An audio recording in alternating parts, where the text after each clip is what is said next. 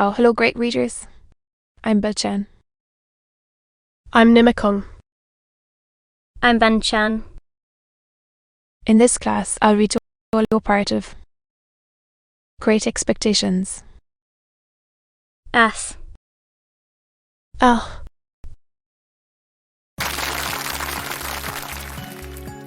Great Expectations. Charles Dickens. So, 58 Sec 1.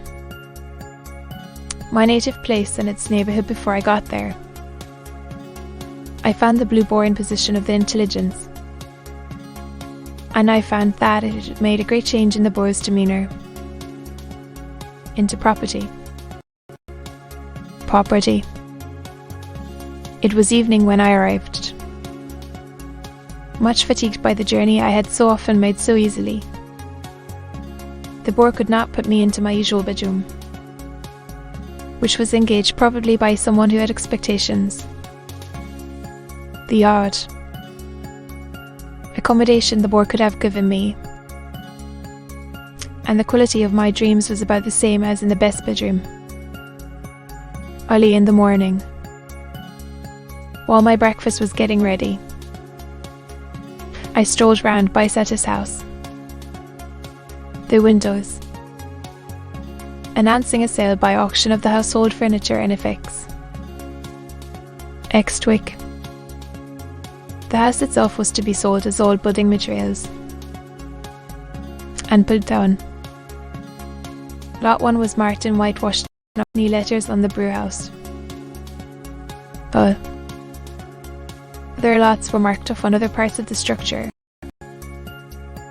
and the ivy had been torn down to make room for the inscriptions. And much of it trailed low in the dust and was withered already. Stepping in for a moment at the open gate. Information of a catalogue compiler. Pen in hand. To the tune of Old Clem. When I got back to my breakfast in the Beau's coffee room, I found Mr. Pumblick conversing with the landlord. Mr. Pumblick, not improved in appearance by his late nocturnal adventure, was waiting for me, and addressed me in the following terms. Angman, I am sorry to see you brought low, but what else could be expected? As he extended his hand with a magnificently forgiving air, and as I was broken by illness and unfit to quarrel, I took it. William, said Mr. Pumblick, the waiter, put a muffin on table. And has it come to this? I frowningly sat down to my breakfast. Mr. Air of a benefactor who was resolved to be true to the last. William, said Mr. Pumblick, manfully, put the salt on. In happier times, addressing me, I think you took sugar. And did you take milk? You did. Sugar and milk. William. Thank you, said I. Shortly. You don't eat him, returned Mr. Pumblick, sighing and nodding his head several times, as if he might have expected that, and as if abstinence from weighty grasses were consistent with my downfall. True. The simple fruits of the earth. Well, you needn't bring any. I went on with my breakfast, and Mr. Pumblick continued to stand over me, stirring fishily and breathing noisily, as he always did. Little more than skin and bone, mused Mr. Pumblick aloud. And yet when he went, I may say with my blessing, and I spread afore him my humble store, like the bee, offered his hand in my new prosperity, Then, fat 5 fingers. Off he went on, handing me the bread and butter. In heaven's name, said I, firing in spite of myself. What does it matter to you where I am going? It was the worst course I could have taken, because it gave him the opportunity he wanted. Yes, young man, said he, releasing the handle of the article in question, retiring a step or two from my table, and speaking for the behoof of the landlord and waiter at the door. I will leave that teapot alone. You're right. Oh man. For once you are right. I forget myself when I take such an interest in your breakfast. As to wish your frame, exhausted by the debilitating effects of prodigality, to be stimulated by the wholesome nourishment of your forefathers. And yet, said Pumblekuk, turning to the landlord and waiter, and pointing out at arm's length, this is him as I ever sported within his days of happy infancy. Tell me not it cannot be. A low murmur from the two replied. The waiter appeared to be particularly affected. This is him, said Pumblekuk, as I have rode in my shay cart. This is him as I have seen brought up by hand. This is him unto the sister of which I was uncle by marriage, as her name was Georgiana Maria from her own mother. The waiter seemed convinced that I could not deny it, and that it gave the case a black look. Young man, said Pumblekuk, screwing his head at me in the old fashion. You are going to Joseph. What does it matter to me? You asked me where you are going.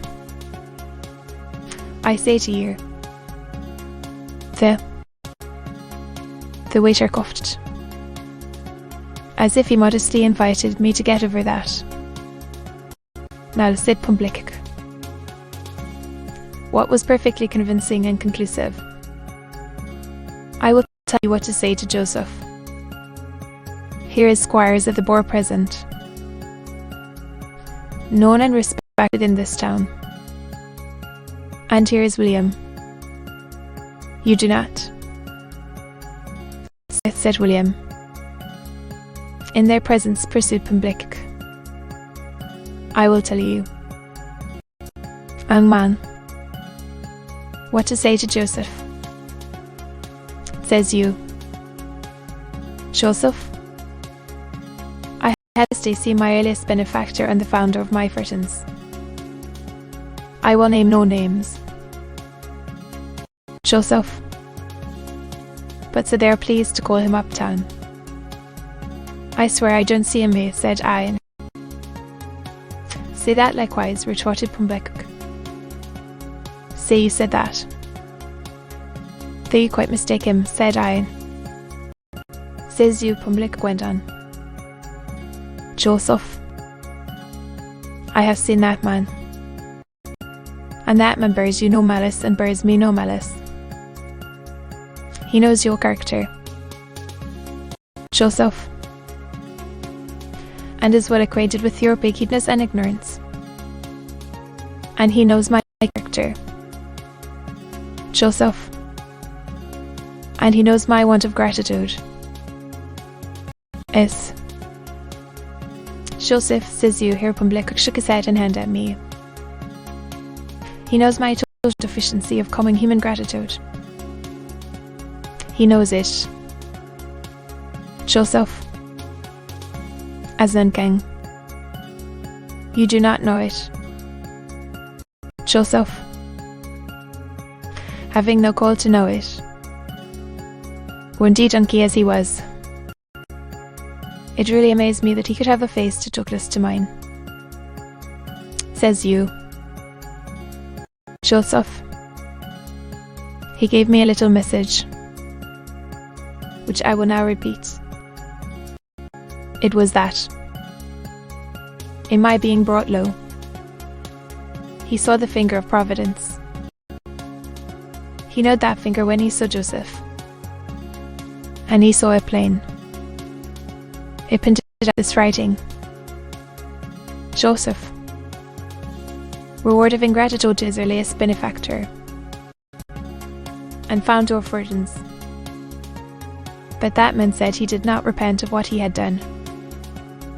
Joseph, not at all. It was right to do it.